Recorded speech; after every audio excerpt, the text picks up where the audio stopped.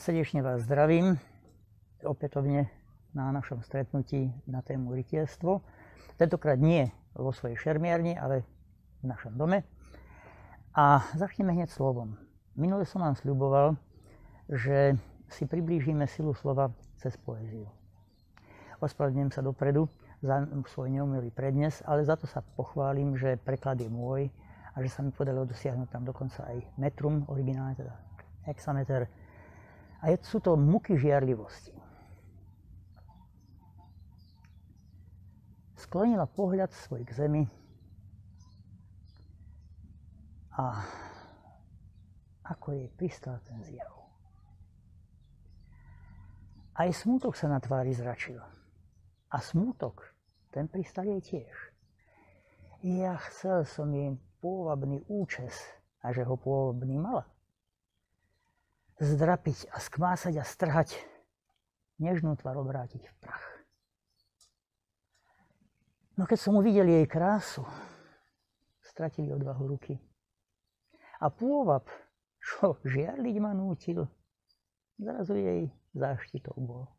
Ja, ktorý predtým som zgúril, zrazu som pokorne prosil, aby tie bosky mi dala, čo nádhernú mávali chuť. Ona ma boskala veru, najkrajším boskom, čo poznám. Verím, že takýmto boskom aj divou by stíšila hnev. Veď ak sa do boskov sladkých neznáma vlúdila príchuť. Poznanie trpké sa vkráda, že iný tu učiteľ bol. Žiaľ, láske a takýmto boskom len lôžko je účinnou školou. A preto márne sa trápim, či úrodu sám budem žať. Publius Ovidius názov.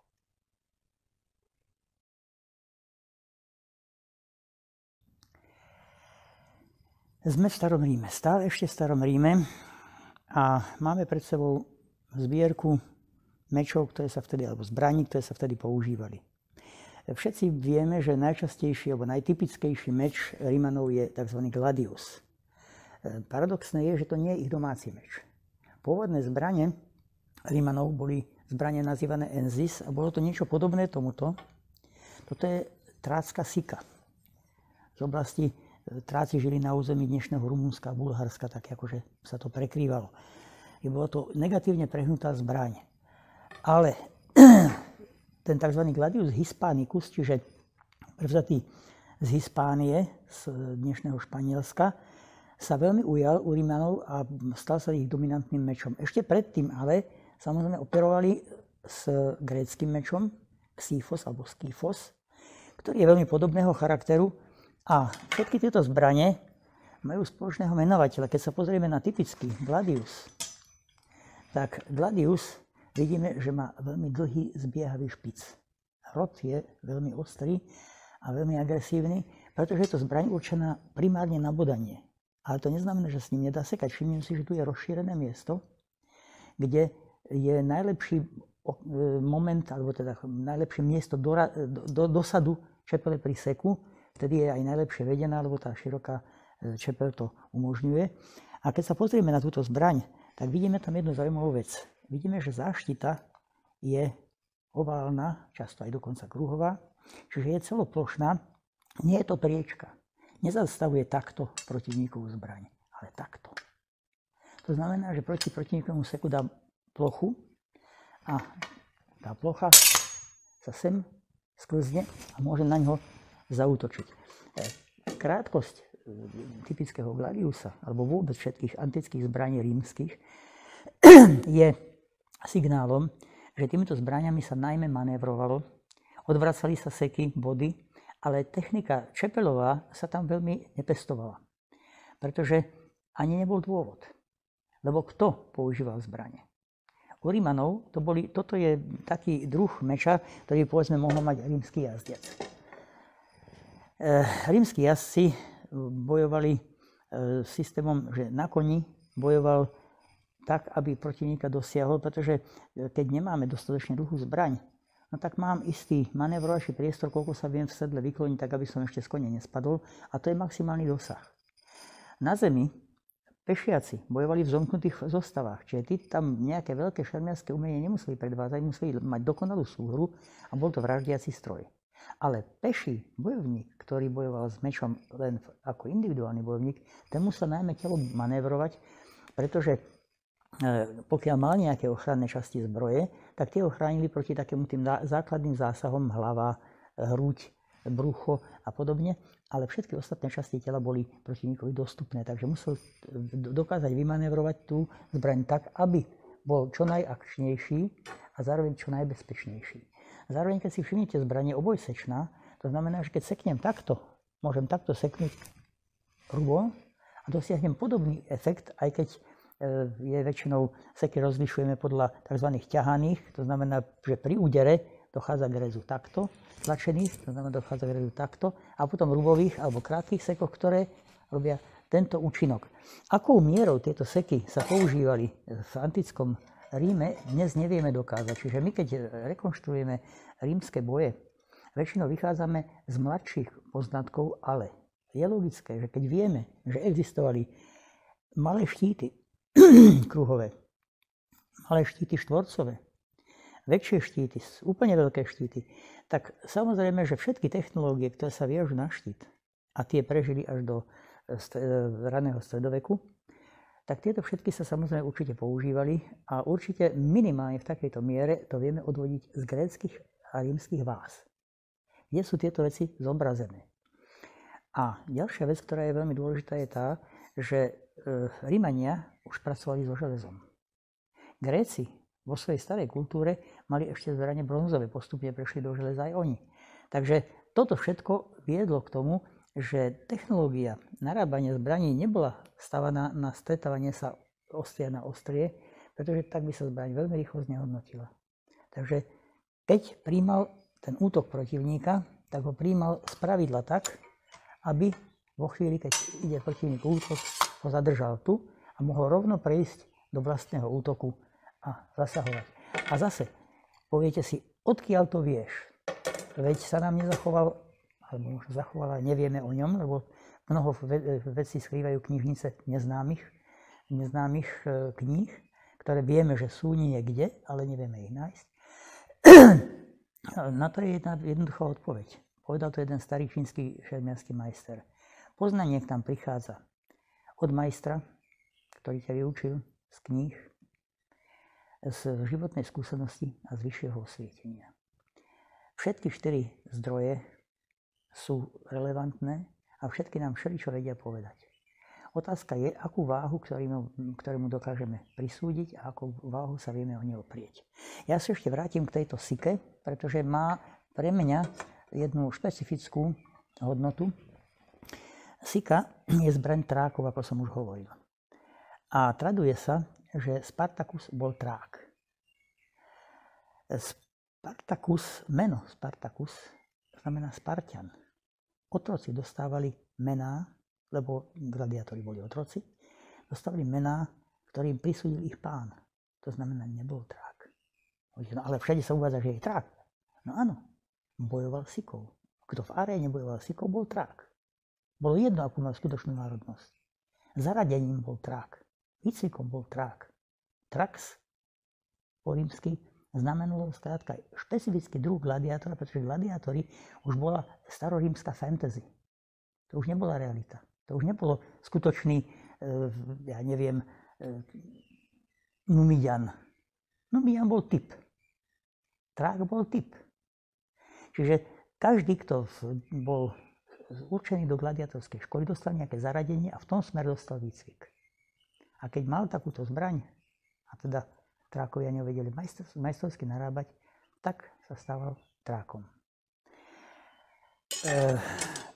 Používanie zbraní jednoducho nie je dané ľuďom, ktorí majú bojazlivé srdce. To nejde. V boji väčšinou zomrie ten, kto sa bojí. Odvaha je najlepší štít v boji, hovoria Rímania. Takže malá exkurzia do rímskych zbraní nás priviedla k gladiátorom a tí, hoci to boli otroci a opovrhovaní, Horácius o nich hovorí, ale aké zásahy a rany znesú, dokonca bez zmrštenia tváre, bez výkriku. Ako nie sú ochotní sa vyhnúť pravidlám boja ani za cenu, že stratia pri tom život. Aká je to mužnosť, aká je to odvaha. Aspoň v tomto si z nich môžeme brať príklad aj my Rímania. To je dnešný meč. Teším sa na varešku.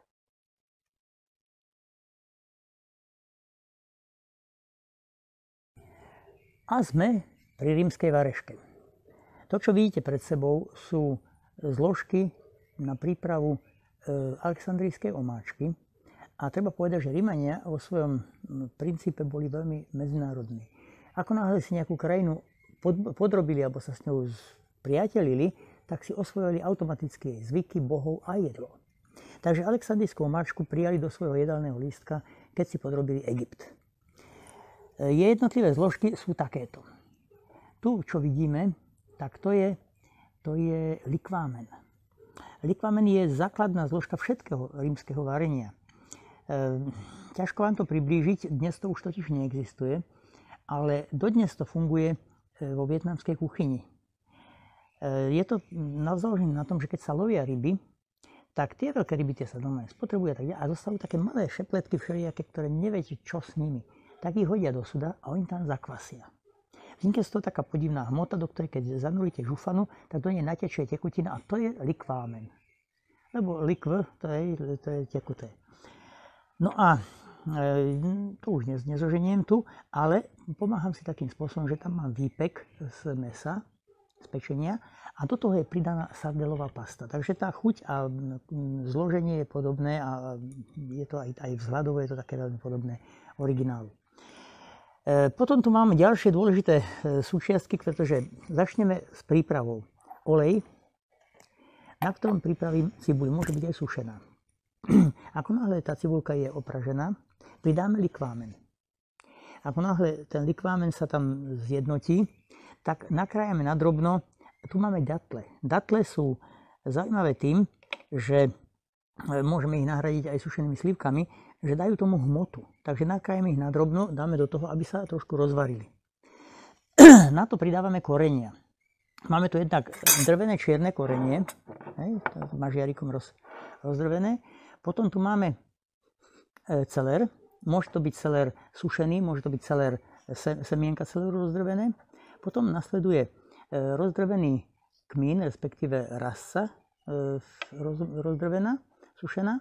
A nasleduje ľubovník a nakoniec je tu majorán, alebo pamajorán, čiže oregano.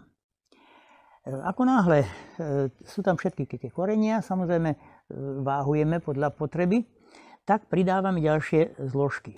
Toto je veľmi dôležitá zložka, pretože Rímania mnohé suroviny nepoužívali v ich základnej podobe, ale mali ich už predpripravené.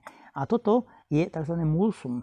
Mulsum je víno zmiešané s medom. Je to veľmi silná sladká chuť, ktorá sa pridáva na dochutenie.